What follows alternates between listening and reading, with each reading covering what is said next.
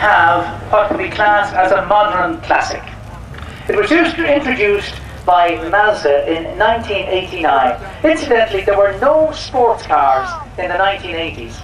Sports cars were finished. Most MG, most of the BMW companies, most of the car companies had decided there was no future in sports cars, they weren't interested in them.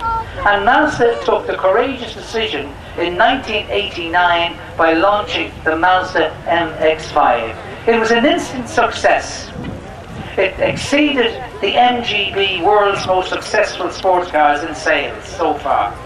And as a direct result of the launch of the MX5 in 1989, eventually you have now the MG back, you've got the BMW, and you have all the two-seater sports cars back on the market that were afraid to take the gamble in the 80s. And maybe we'd never see those other sports cars on the road today if it hadn't been for the courageous decision that Mazda made in the 80s. And we have here Leo Phelan. Good afternoon, Leo. How are you? Tell us something. And your daughter's name is? Isha.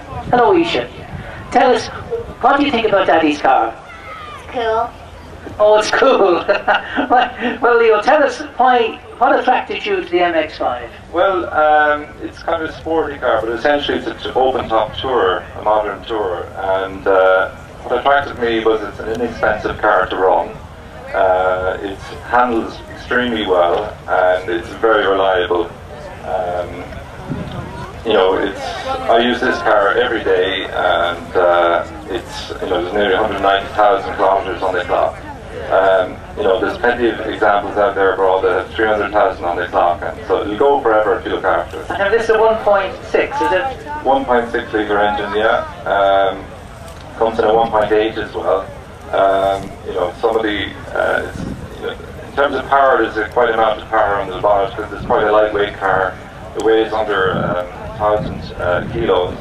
Aluminium body. So it's very lightweight and very manoeuvrable. And is this an actual MX or UNOS or the? This is the UNOS version, which is the Japanese imported version, but essentially they're all the same cars. It was a UNOS in Japan, MX5 in Europe, and a Mazada in the States, but all essentially the same car. But I gather, now I see you have air conditioning in this car. I gather I don't think the air conditioning was available at the time in the Irish version, is that right? Yeah, that's correct. This model is a V Special, so it has air conditioning and a wooden trim, wooden steering, and various bits of chrome as well that came with it, leather seats and things like that. So it's a higher spec model, really. And I see from the headrest, I think you have speakers in. Have you speakers in the headrest as well? Yeah, 2 speakers in each headrest and speakers at the footwell as well, so good sound.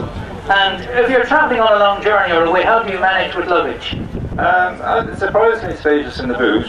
You do have to pack maybe a little bit more conservatively, but still plenty of space in the boot. And you also have behind the headrest, you can fit luggage underneath the tonneau cover there. And what mileage would you get to the gallon in this now? It does about, I'd say on a long journey, about 36 miles to the gallon, around the city under 30. Okay, put your hands together for the MX5 and what we can class as the modern. It was an instant classic, and look at those headlights as they wave up there at you. It was an instant classic when it was launched in 1989.